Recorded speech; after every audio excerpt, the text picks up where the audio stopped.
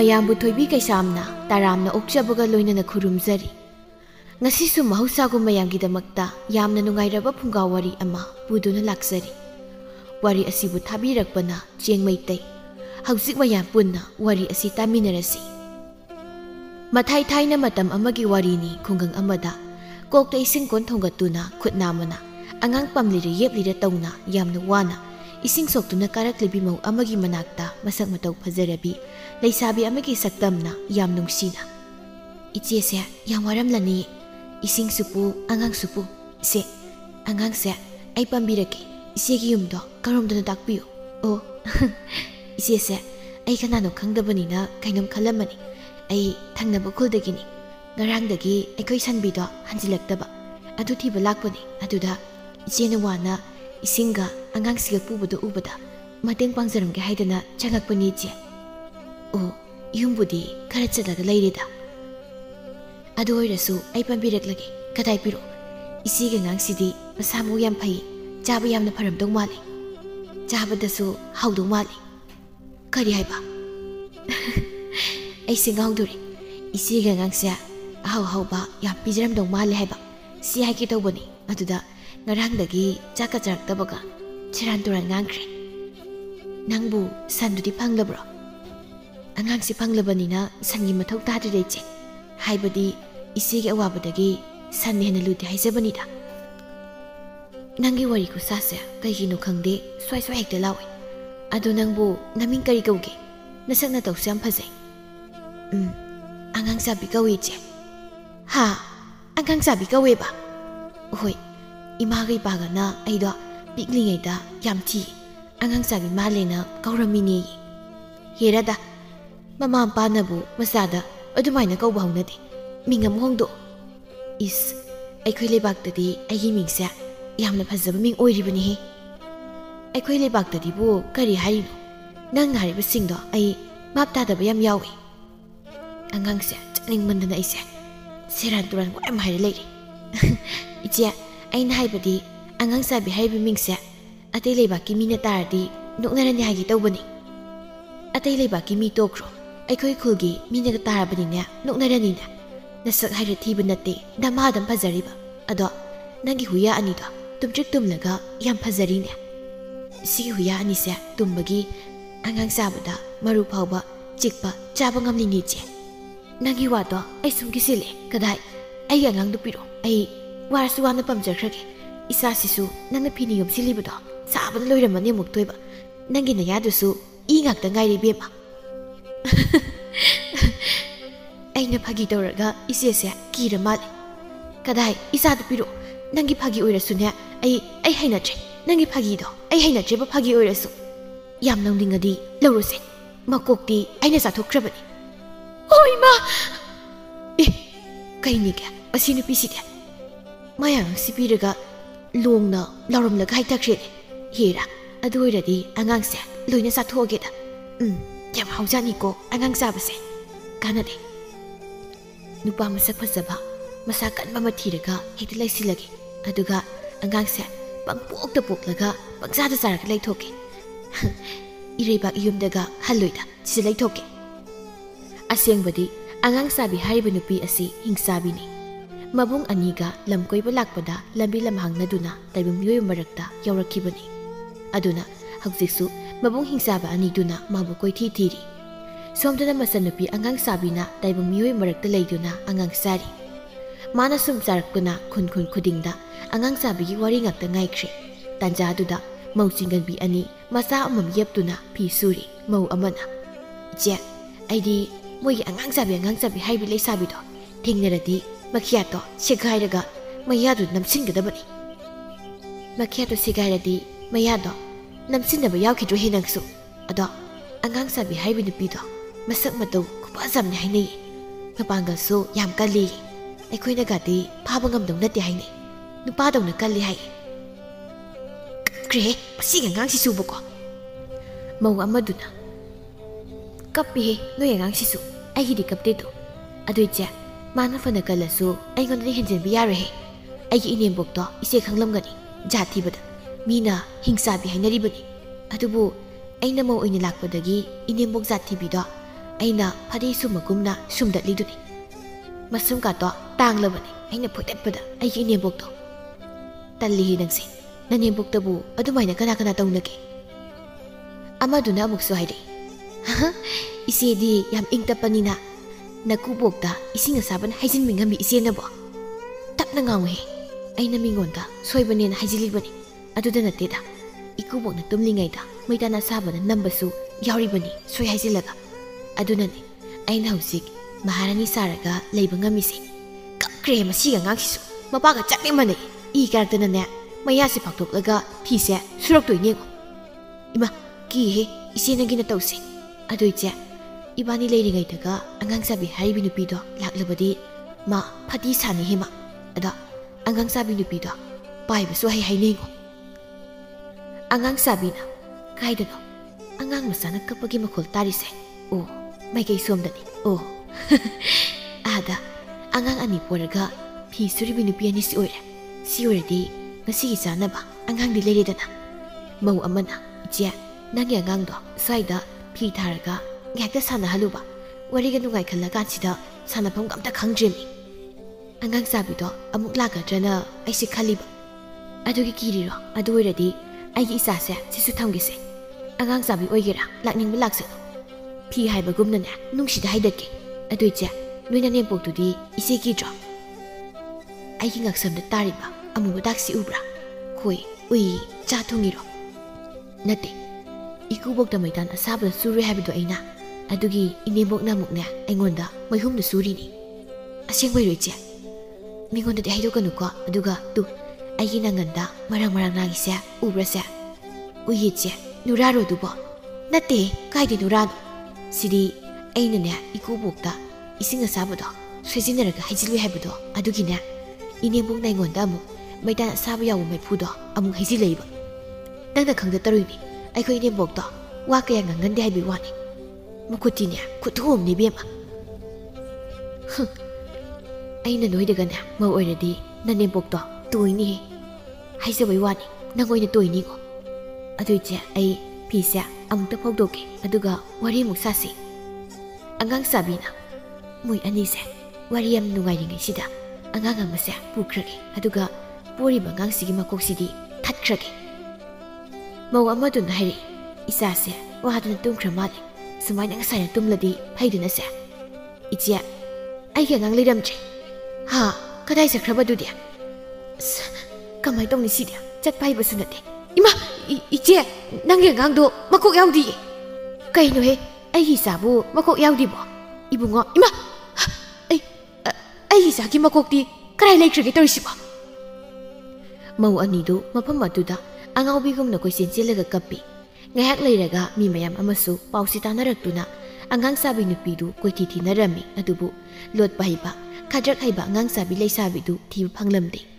asumna angang sabi gi tamthiu pausina nongmagi sum hengalakpana khullekai khudingda nupa khai ayuk nthil numidang khaidoktuna magi khulsing do ngaknarami aduga leibak adugi ningthaunasu lanmi mayam ma thadoktuna angang sabi bu thirami angang sabina sumaina sum tawradi ai yaroibo chayol ama suri aina angang sabu phangdadana hameng sa doina sarga leire isi masidi ai pambay ama thidaba yadre alabukta masama upharaba nupa ma puri lauthokuna lawrang suri base masi phare raga ai nupa oithoklage adu oiradi aina pamli base loina phangani khulasisu manamani naide aina mu angang sabu yaujiba khulsu mali tabak suribu nupa wangthoiduna kanano ada nupi makaptun selakibasina aibo mukta ganbiyo kana leibage aibo mukta ganbiyo kaidawrage ne natungda kanamta stanarakude aduga ganbiyo da harisibo ibong mi fataba kharana aibu phadugi tanarakle tutu adagi asumu uraksida moisinu lehu ai si moina pharaga purakpatagi nathoktuna selakpade ai yam ki koksi sungaure kem sadabagi oi ma masigi nupisidi aingondaga hekta wantharaga tureina mi kanamta udaba salane aingonda toribasibo tabro hey tabro masak khupajasiga karino mana aingonda toribasibo Imana mamau pami na nungtigi isok langli kansida nupi masak matok fajakrabi amana aigi tampaktaga wantharakpasidi bako haraudana kasu tawrini masigi nupase aigi langna thuridana sidi tabaka subu lusilage aduga karagida nupi sibu sirezalani gyan tarakla male koksinai nang kanano aduga aina lariba mafamsina karaidano karino mana mu tarukli mongsina amu kokreni masiki mandana wakal soira male mina uraga aina seran turan toribai khankidana ba aidi loiredana isagi khul phawa loina kawkhraba ko ibong nangbu kanano aduga aisi kanano haiba khangro khanglabadi aise kanano amukta haibi ai ningsing mamata thoktrebo aidi bangda uriba khulsidagini aduga nangdi mina phana matana re haidana aigi nakta kanbina ma chensilaglaga adung wan thakre aduna isu nang kanano haiba khangdebo kari haiba ibo kari mata ningsing ba thoktraba ai punsi se hinglubagi kari kanariki ai de sijakibuna pharida ngai khuni kaidu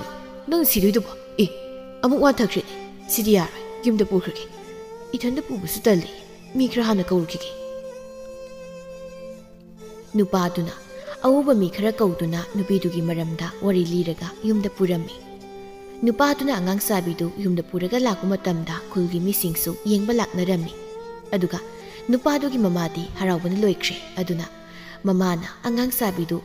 magi hokra punsidu ningsinglaktri phawbadi moida thamnasi haina masa nupada haiduna thambirami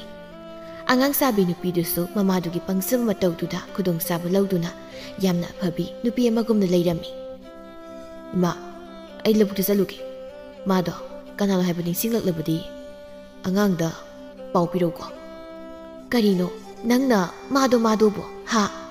aina magi maming imau haina tholabani nangonda haiba natro nang kawrabro aduga ne aidi imause magi hanagi punsido sukning ningsinglanu sini aduna kaigi adu hoirabadi imause imau oidawriba taningde koima hayeng namong nupi oirakanda magi hani punsido ningsinglaglaga mayumda musekhradi phajani hairi taningde he ningsinglakera ningsingla oigera imadi mase imau oiradabani adu oiradi ima thokto aisani masaksiga masu pamlibani pamsinadaba sabai wani haiba adai lai imau daina nga thongna piramlibudo loina soiramba tare horen yingna hingsaraga chawkhraba nga do mapum oina amuk puthorakpa tare imau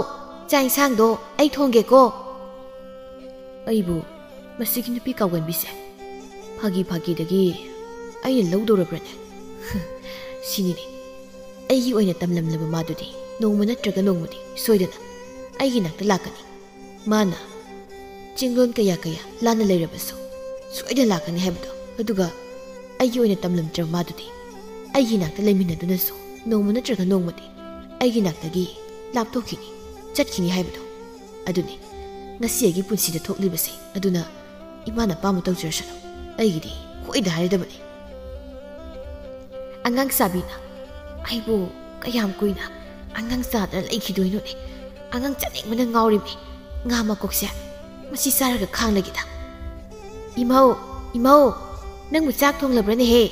thongjabadi ima thongge ima wanabani potharaga lairusu chalo ima thongji jinghana khaplamani jingdi imana loina khapladaine adu yare ima thonglage nga du sunya ai semlage nga makukti karai sakre aina sakri ma kari haiba nangna sakre haiba adu su hingna ima se mana siran toran tarise ima aina haibadine hawdongna sakre haibani huine aidi imongna sakre na tarini ne chawkraba ngadugi makokta sari bawdong du sunya hingsabina olokpa hawdong oiramdoini ko masigi halsina kitang ek tawbaga hingsabina adum haisi kaigino haibani nongmaina ne ma tharokpa numit amadane ahal nang hatokduni ko nang kaidawraki mo potharurone ima thongla agi hoima masanu pagi sak thingbiruge aduga themluge Ima, horen chak loiraga dadagi sakto ai thiluge ko. Hoi hoi. Masu thiningli malene. Mama na sak loibaga angang sabina masanupa wangthoi gi sak thin ma chatlami. Wangthoi su angang sabina sak purakpadu yamna harauna charami. Chayol khara leiragadi mamana kulgi ahlaman tanaduna wangthoi ga angang sabiga du luhongbirami adubu angang sabidu mamaga wangthoi gan leitaba tanza hek yenglaga angang pharaga sabusu chatlami. Mamana karino ngasi sorat mafamda hainaragli wari singduba angang sabi nupi amana handak ꯑꯩꯈꯣꯏꯒꯤ ꯂꯩꯕꯥꯛ ꯑꯁꯤꯗꯒꯤ ꯑꯉꯥꯡ ꯆꯥꯝꯃ ꯍꯦꯟꯅ ꯆꯥꯈ꯭ꯔꯦ ꯍꯥꯏꯅꯔꯤꯕꯁꯤꯕꯣ ꯇꯟꯕꯨ ꯇꯜꯂꯦꯗ ꯏꯁꯨꯒ ꯄꯣꯛꯂꯛꯀꯗꯕꯁꯦ ꯏꯃꯧꯗꯨꯕꯨ ꯀꯔꯥꯏ ꯆꯠꯈ꯭ꯔꯒꯦ ꯑꯩꯅꯗꯤ ꯁꯣꯔꯥꯠ ꯃꯐꯝꯗꯒꯤ ꯏꯃꯧꯁꯦ ꯋꯥꯏ ꯁꯪꯗ꯭ꯔꯦ ꯃꯊꯟꯇ ꯂꯩꯍꯧꯕꯗꯣ ꯅꯨꯡꯉꯥꯏꯇꯦ ꯍꯥꯏꯗꯅ ꯉꯟꯅ ꯍꯜꯂꯛꯂꯒ ꯃꯥꯅ ꯀꯔꯥꯏꯗꯅꯣ ꯆꯠꯈ꯭ꯔꯒꯦꯃꯦ ꯏꯃꯧ ꯏꯃꯧ ꯏꯆꯥꯅꯨꯄꯥꯒꯤ ꯃꯇꯨꯡ ꯏꯟꯅꯈ꯭ꯔꯕ ꯖꯥꯠꯂꯅꯤꯍꯦ ꯅꯠꯇ꯭ꯔꯒ ꯌꯨꯝꯂꯣꯟꯅꯕꯒꯤ ꯌꯨꯝꯗꯒ ꯆꯠꯈꯤꯕ ꯖꯥꯠꯂ ꯑꯩ ꯑꯃꯨꯛꯇ ꯌꯦꯡꯂꯨꯈꯤꯒꯦ ꯁꯣꯝꯗꯅ ꯑꯉꯥꯡ ꯁꯥꯕꯤꯅ ꯏꯃꯥꯒ ꯋꯥꯡꯊꯣꯏꯒꯅ ꯌꯨꯝꯗ ꯍꯜꯂꯛꯇ꯭ꯔꯤꯉꯩꯁꯤꯗ ꯑꯉꯥꯡ ꯑꯃꯇꯪ ꯐꯥꯔꯒ ꯆꯥꯍꯧꯒꯦ ꯇꯧꯕꯕꯨ ꯑꯉꯥꯡꯕꯨ ꯑꯃꯇꯪ ꯎꯗꯦꯅ ꯇꯧꯔꯤꯕꯁꯦ ꯌꯨꯝꯗ ꯆꯪꯂꯒ ꯊꯤꯗꯣꯛꯄꯁꯨ ꯍꯧꯖꯤꯛꯇꯤ ꯅꯨꯄꯥꯁꯤꯡꯁꯤꯅ ꯑꯩ ꯐꯥꯗꯧꯒꯤ ꯍꯥꯠꯇꯧꯒꯤ ꯂꯨꯝꯃ ꯂꯩꯅꯔꯤꯕꯅꯤꯅ ꯌꯥꯗ꯭ꯔꯦꯅꯦ ꯁꯦ ꯑꯁ ꯆꯥꯅꯤꯡꯈ꯭ꯔꯦꯗ ꯑꯉꯥꯡ ꯑꯃꯇꯪ ꯑꯣꯏꯔꯕꯁꯨ ꯑꯩ ꯅꯨꯄꯥꯒꯤ ꯈꯨꯜꯗꯒꯤ ꯆꯥꯕꯗꯨꯗꯤ ꯍꯧꯖꯤꯛꯃꯛꯀꯤ ꯑꯣꯏꯅꯗꯤ ꯅꯨꯡꯉꯥꯏꯇꯦꯅ ꯇꯧꯕꯅꯤꯅꯦ ꯑꯥꯗ ꯃꯕꯨꯛ ꯀꯪꯕꯤ ꯅꯨꯄꯤ ꯑꯃ ꯃꯊꯟꯇ ꯌꯨꯝꯗ ꯂꯩꯔꯤꯕꯁꯦ ꯃꯁꯤ ꯑꯣꯏꯅ ꯃꯕꯨꯛꯁꯦ ꯍꯨꯒꯥꯏꯔꯒ ꯑꯉꯥꯡꯁꯦ ꯆꯥꯔꯨꯒꯦꯗ ꯑꯗꯨꯗꯤ ꯑꯩ ꯃꯤꯔꯛꯅꯔꯛ ꯌꯦꯡꯂꯒ ꯄꯥꯏꯊꯔꯒꯦ ꯀꯔꯥꯏ ꯇꯥꯅ ꯆꯠꯈ꯭ꯔꯕ ꯖꯥꯠꯅꯣꯅꯦ ꯑꯩꯒꯤ ꯏꯃꯧꯗꯨꯕꯣ ꯑꯣꯟꯊꯣꯛꯅ ꯄꯥꯈꯠꯂꯤꯗ ꯀꯣꯏꯗꯦ ꯅꯠꯇ꯭ꯔꯒ ꯑꯩꯕꯨ ꯏꯆꯥꯅꯨꯄꯥꯒꯤ ꯃꯅꯥꯛꯇ ꯂꯧꯕꯨꯛꯇ ꯆꯠꯂꯨꯕꯅ ꯐꯗꯣꯏꯔꯥ ꯑꯗꯨꯅ ꯐꯔꯅꯤ ꯍꯥꯎꯈꯤꯅꯦꯍꯦ ꯃꯃꯥꯒꯤ ꯃꯕꯨꯛ ꯁꯦꯒꯥꯏꯔꯒ ꯆꯥꯕ ꯑꯉꯥꯡꯁꯤꯁꯨ ꯍꯥꯎꯕꯖꯥꯠꯅꯤ ꯍꯥꯎꯏꯕꯨ ꯌꯥꯝ ꯁꯤ ꯑꯣꯏꯔꯗꯤ ꯄꯨꯛ ꯊꯜꯂꯝꯃꯤꯅ ꯌꯨꯝꯗ ꯑꯃꯨꯛ ꯍꯜꯂꯒꯦ ꯏꯆꯥ ꯋꯥꯡꯊꯣꯏꯗꯤ ꯃꯊꯟꯇ ꯂꯧꯕꯨꯛꯇ ꯊꯕꯛ ꯁꯨꯕ ꯎꯏ ꯑꯗꯨ ꯑꯣꯏꯔꯗꯤ ꯏꯃꯧ ꯅꯨꯄꯤꯗꯤ ꯀꯔꯥꯏ ꯆꯠꯈ꯭ꯔꯕ ꯏꯃꯥꯒꯤ ꯕꯨꯡꯉꯣ ꯋꯥꯡꯊꯣꯏ ꯅꯪꯕꯨ ꯏꯃꯧꯒ ꯂꯥꯛꯄ꯭ꯔꯣ ꯁꯤꯗ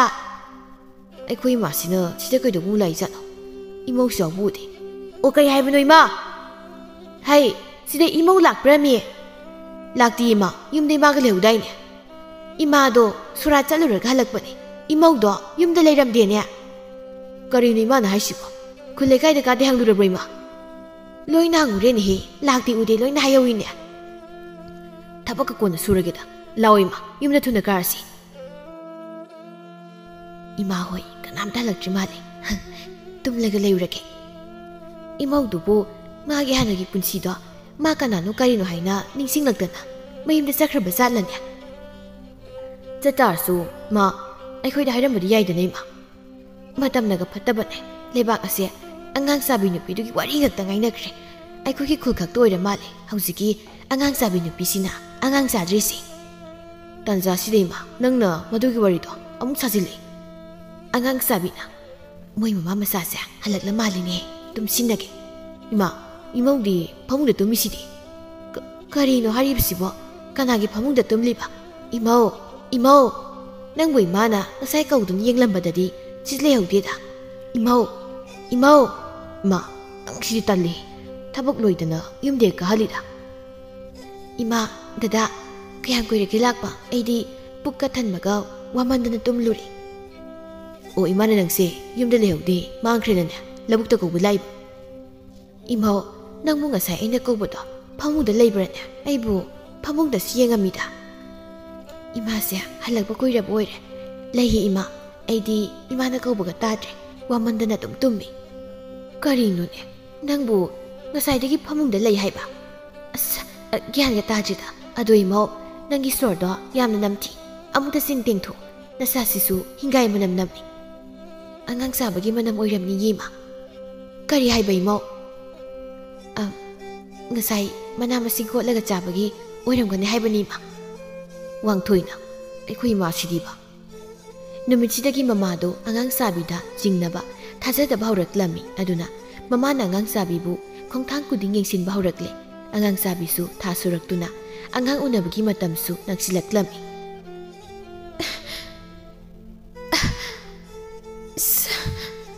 angang pokbasidi yamna waba zanidana sidi ayo wamandana aise hingsabi ni haibase amuk kauge tawemi ibunga imogi manakta layo ai namaba hoi kauruke imose hayeng nangdong mantre hoima ai sire ai sire imo nangbu yang warabo kari saktamno nangna nayaga samtuktuna nganglibudubo namikado karino miga loi kiba taremi taningde nang mapan thokro chalo he karino ne aigi nupigi ngasigi saktamsibo imadubu laktribu zalane hojik fawo laktin tawrisi ai ne koka ngawi he ai ha is gyan hek taida aibu isa se satho asirane chaksu lamani yatre hoida chage de nabu poini charage da aigi nupisidi mathana ngang pukla mali aduga kaino man tawsi kaino imo nang toidubo amuk changla mali kaidorage aibo isa se nungsidana chupa phawa yadrabo aidi bha ma tawri ado isa dubu nuparu nupiro nupani ise hoi mayam amta sangbiro karino angang kapagi makol tarisina wangthoina ima nupa ma poi nupi ataiduna karino harsibo wangthoi nang noina poklabro nate mamana ni imabo nupi ataiduna nangi nupi sidi mapanga yamna kali he papa sukan mama sukan angang sisukan nibo yengone pokta ngaiba angang umali bra haibani masama una phariba masakna masak phajariba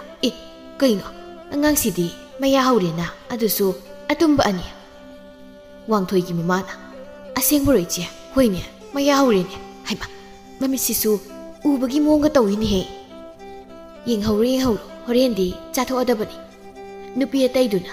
wangthoi nagi nasa se lairoi dori yamna phawa mi moi dori ko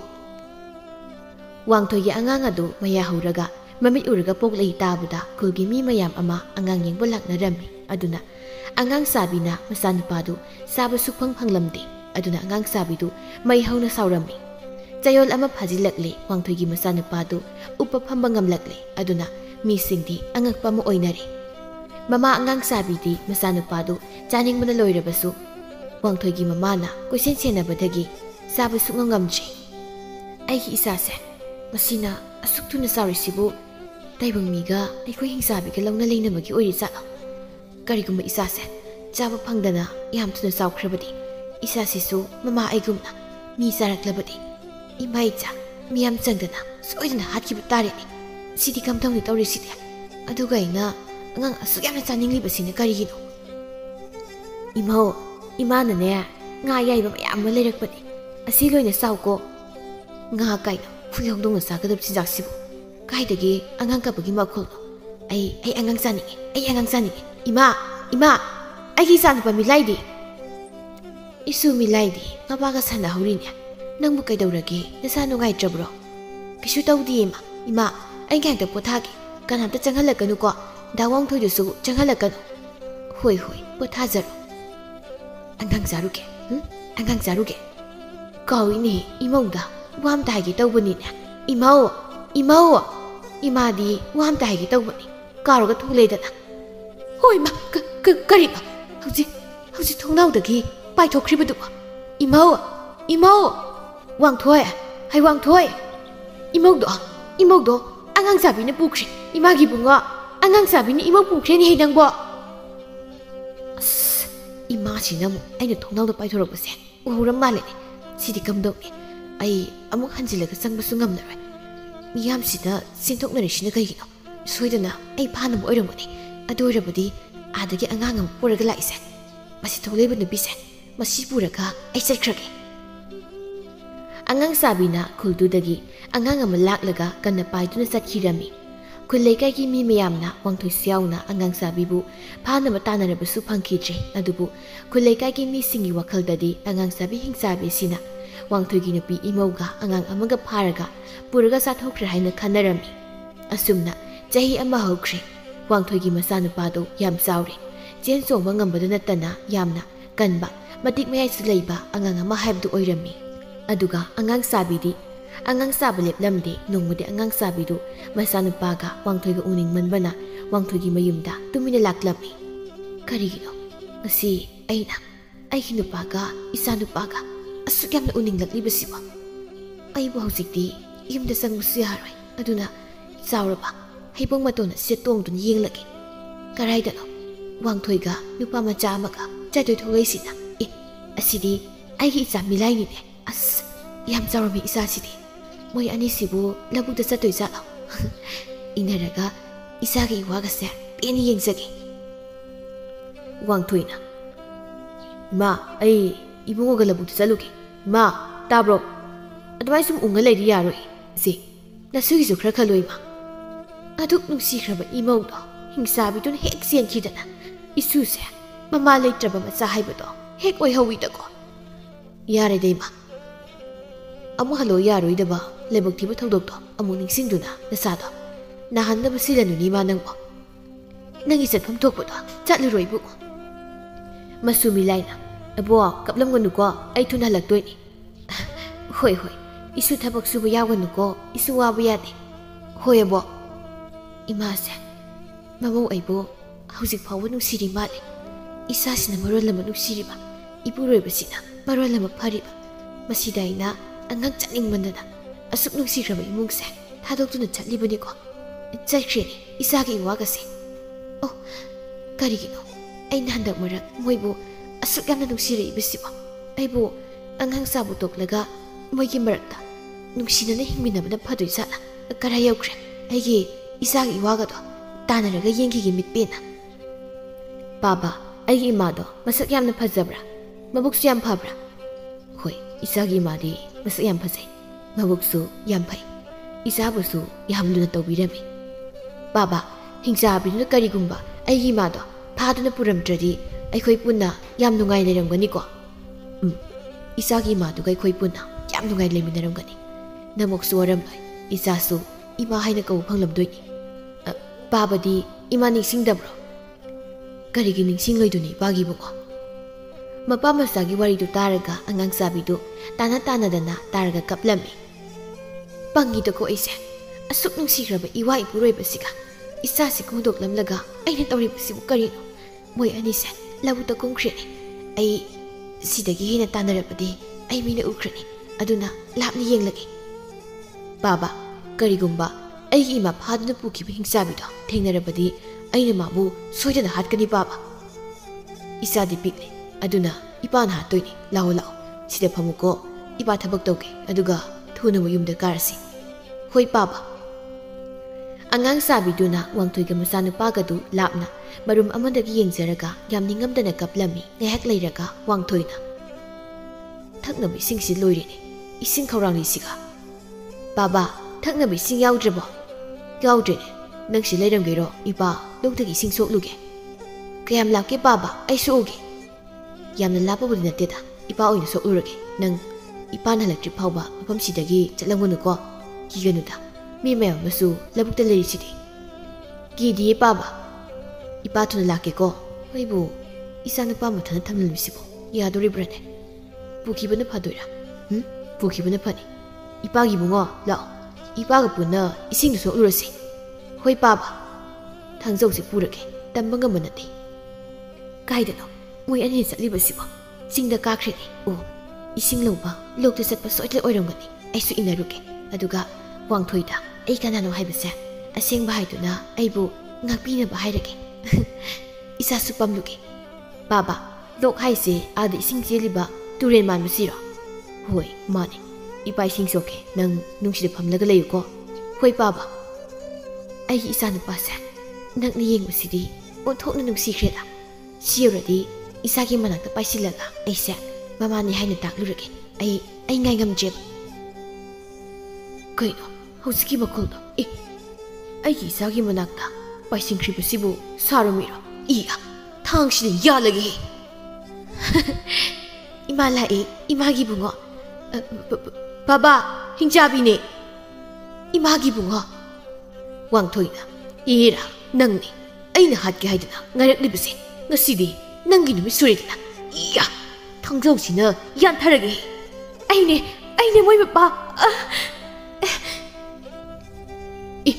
Imau, imau. Kaino aina uriba matawsibo. Asengburane. Nade nade. Masi oiba yaroi. Miyamna angang sabi haina sonariba. Kinariba hingsabi se. Aigi nupi imau oiramlabako. Isa nupado kadai lekre. Isa nupase. Mangna sidu leiriba. Hingsabi ase. Mamani haiba. Kangalaruike. Mi singdaso. Ai kangalaruike. Aduna. Swaida phumjilamlaki. Baba. Hingsabi do hatlabu baba. Hoi. Ipagi buko. Nama hatpa hingsabi do. Ipa na ngasi hatli. Aduga baba na karigi kaplino baba. Nama do. Ngasidi. Yamna ningsingla ini. Ipagi buko. Se. Hingsabi se. Mapama swaida. Phumjilamasi. Mi kanamta kanganba yade ko. Karigi no baba dudi. Hingsabi sigiso. Magi mapureba. Aigumba. Adagi. Masanupa. Isagumba soida leramgani. Aduna sirabaso. Fasana phumjinbirabsi. Aduga karigumba. Miyamna hingsabi se. Aina hatpana haiba khangkrabani. Napase konungda amu kaukatuna. Wahang pahong mayam tarakani. Aduna tumina phumjilamasi. Hoi baba. Wangthoina tumin kaptuna angang sabi. Magina nupi imaudu phumjilamlaga yumdahankre. Aduga numit asida. Angang sabi gi mabung hingsaba aniduna. Masanupi angang sabi gi lepham khangduna phumjiliba. Angang sabi du puduna maribakta paikirami. Aduga amuk halaktuna. Masanupi gi laman khunggani haina sulaurami. Asumna chahi khargi matungdadi milaina pakhang phaduna angak phangna masa kanba paiba hiba mi ama oiduna miyamgi mateng pangba apha mi ama oiduna mabaga maboka moi punna nungaina leikirami.